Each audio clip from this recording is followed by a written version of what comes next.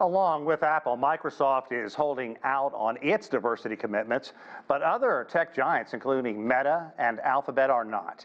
Even before Trump was officially in the Oval Office, Meta ended its key DEI programs.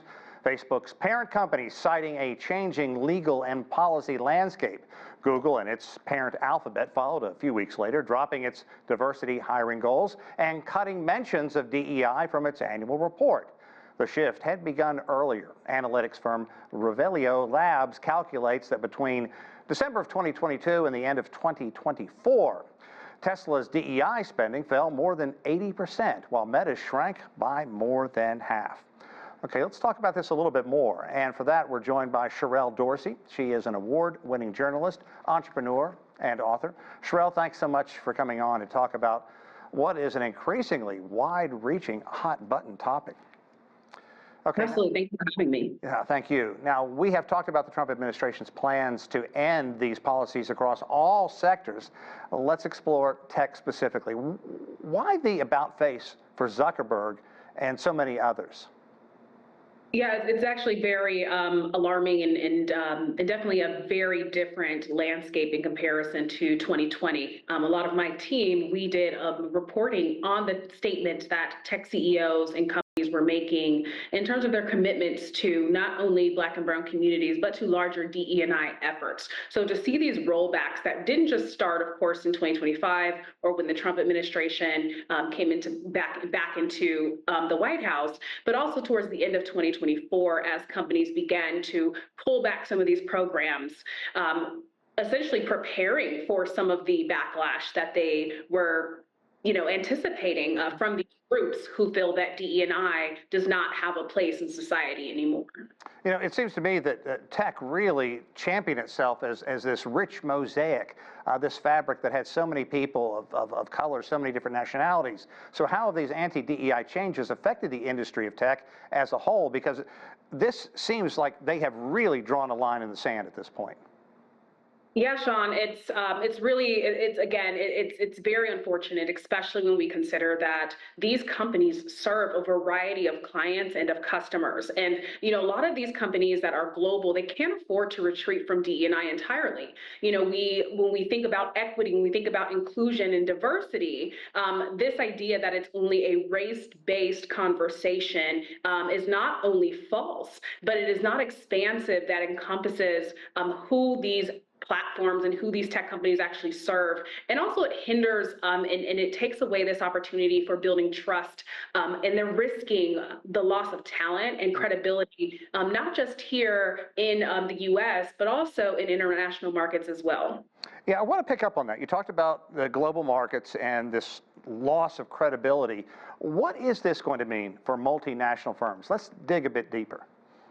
Well, let's think about just recruitment. If we're talking about recruiting diverse talent, we're talking about being innovative and connecting with younger and even more diverse consumer bases. When we're looking at deprioritizing diversity, equity, inclusion, I want us to continue to spell that out because DE&I, it kind of desensitizes us from what this actually means. How do young people find a place in these companies when maybe they're coming to the table as someone who's from an underrepresented group, and now they're concerned about being hired at these firms or the potential for longevity as well as sustainability. So this deprioritization is not a good look for companies that are looking to be competitive, especially as we're looking at the advancement of AI and just the talent pool that is hyper focused on getting into these particular industries. Sherrell, you talk about desensitization, and I don't think that can be overstated because there are a litany of conservative right-wing media entities out there talking about this and making just the mention of DEI a bad word, a bad phrase. So how will the Trump anti-DEI push affect the long-term mission of getting more underrepresented voices in processes like AI development? Yes, I think that The world has watched as the administration has put a freeze on funding in various sectors. So when we think about, again, talent development and recruitment or workforce development at large, we know that these rollbacks of DE&I and the idea that groups will be targeted just for serving diverse or underrepresented groups, we know that that really challenges talent from these spaces in terms of how they will show up or their ability to even access opportunities, mentorship, training, scholarships to go to college. And unfortunately, again, we are not in a place in society or in technological advancement where we can afford to keep and lock people out. And we know as well that these programs and these initiatives were put in place to give people who did not have opportunity before the opportunity to actually participate. And so, you know, again, this risk, again, engenders public distrust. We also look at inferior products that are going to fail to serve a global and a nuanced audience. And so, you know, companies really and leaders have to look at what is going to be the impact if they follow the rules of this administration that still appear to be very half-baked and targeted under this false pretense that DE&I is solely race-based. You know, I don't think there's any other way to slice it. DEI was put out there because in the past, people who look like me had a leg up on the field, and this was meant to level the playing field. So there are concerns that this push is going to lead to the exclusion of more Black women, Latinos, entrepreneurship in the tech industry.